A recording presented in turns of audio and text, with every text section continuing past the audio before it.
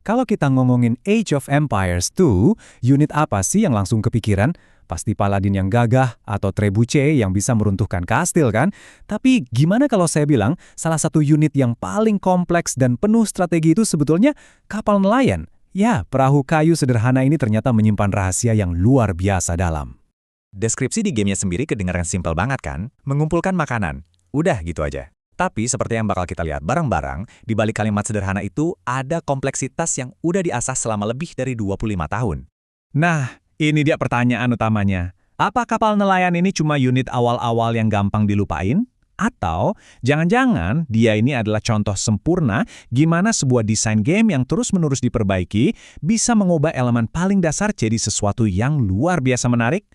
Oke, untuk membongkar kerumitan ini, kita akan lihat 5 aspek utama. Kita mulai dari dasarnya dulu, terus kita bedah peran ekonominya, lalu kita ungkap kemampuan barunya yang mengejutkan, kita jelajahi juga variasi uniknya di tiap peradaban, dan terakhir kita lihat perjalanannya selama 25 tahun ini. Yuk, kita mulai dari awal. Sebelum kita ngomongin strategi yang ribet-ribet, kita harus paham dulu apa sih sebenarnya unit ini? Jadi kita mulai dari yang paling dasar ya. Apa sih bahan dasar dari sebuah kapal nelayan? Oke, biayanya 75 kayu. Yang berarti dia lebih mahal loh dari seorang villager, nyawanya cuma 50, dan armornya juga standar banget. Jadi gampang banget hancur kalau diserang. Angka-angka ini adalah fondasi kita. Ibarat kanvas kosong yang nanti bakal diwarnai sama berbagai macam bonus dan strategi unik. Nah, sekarang kita masuk ke intinya, soal ekonomi. Kenapa sih pemain repot-repot keluar 75 kayu buat unit ini? Padahal mereka bisa aja bikin lebih banyak villager buat bertani di darat. Jawabannya ada di efisiensi. Nah, lihat deh perbandingan langsungnya di sini. Kapal nelayan yang kerja di laut dalam itu ngumpulin makanannya jauh lebih cepat daripada villager di ladang. Kecepatan inilah yang bikin investasi awal di laut itu jadi menggiurkan banget. Apalagi di awal permainan, di mana setiap detik itu berharga buat cepet-cepetan naik age. Tapi, gak semua aktivitas mancing itu sama loh. Ikan di laut dalam itu paling cepet, tapi yang di dekat pantai jauh lebih lambat. Terus ada perangkap ikan, yang kecepatannya ada di tengah-tengah. Ini yang bikin ada pilihan strategis. Mau ambil ikan yang cepat tapi bakal habis, atau mau investasi buat sumber makanan jangka panjang. Dan ngomong-ngomong soal jangka panjang, coba lihat angka ini, 715. Sebanyak itulah total makanan yang bisa kamu dapat dari satu perangkap ikan. Ladang biasa aja nggak sebanyak itu loh.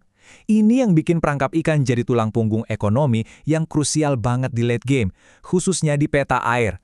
Jadi, intinya begini, ladang itu emang lebih murah di awal. Tapi perangkap ikan, meskipun lebih mahal, dalam jangka panjang itu jauh lebih efisien. Rasio kayu banding makanannya lebih bagus, ngumpulinnya lebih cepat, dan nggak perlu upgrade mahal-mahal di mill. Ini adalah pilihan ekonomi fundamental yang bisa menentuin jalannya permainan. Selama bertahun-tahun, kapal nelayan ya urusannya cuma satu, makanan. Tapi game ini kan terus berevolusi, dan di update-update terbaru, unit sederhana ini ternyata belajar trik baru yang cukup mengejutkan. Betul banget, kapal nelayan sekarang nggak cuma buat cari makan, mereka sekarang juga bisa jadi pengumpul emas. Ini benar-benar mengubah cara main di peta yang ada sumber daya ini. Ini bukti kalau para developer terus nambahin lapisan strategi baru ke unit-unit klasik. Dan ini dia mekanismenya. Mereka bisa ngumpulin emas dari paus dengan kecepatan 0,5 per detik, atau dari tiram yang sedikit lebih lambat tapi bisa bawa lebih banyak. Ini menciptakan titik rebutan baru di perairan. Sekarang, nguasain laut itu bukan cuma soal makanan, tapi juga soal emas buat mendanai pasukanmu. Sejauh ini, kita baru ngomongin kapal nelayan yang standar. Nah, disinilah semuanya jadi benar-benar kompleks. Dengan lebih dari 40 peradaban di game ini, kapal nelayan bisa jadi unit yang sangat berbeda tergantung peradaban mana yang kamu mainkan. Yuk, kita lihat beberapa contohnya. Pertama, kita lihat dulu peradaban yang mengubah perikanan jadi mesin ekonomi super. Bonus-bonus ini bisa ngasih keunggulan telak sejak menit-menit pertama permainan. Coba deh lihat betapa beragamnya ini. Orang Italia bisa bikin armada lebih murah, jadi bisa dominasi laut dari awal. Kapal Jepang kerjanya makin lama makin kencang, kayak mesin diesel yang makin panas. Dravida bikin kapalnya nggak buang-buang waktu bolak-balik. Dan Persia bisa banjirin lautan dengan kapal mereka. Tiap bonus ini mendorong gaya main yang beda-beda. Tapi nggak semua bonus itu soal ekonomi.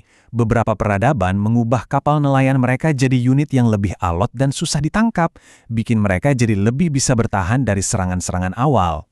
Ini dia angka yang paling gila. Kapal nelayan Jepang punya nyawa kali 2 kali lipat dari kapal biasa. Ini mengubah mereka dari target empuk jadi semacam tank kecil yang susah banget ditenggelamkan di awal-awal permainan.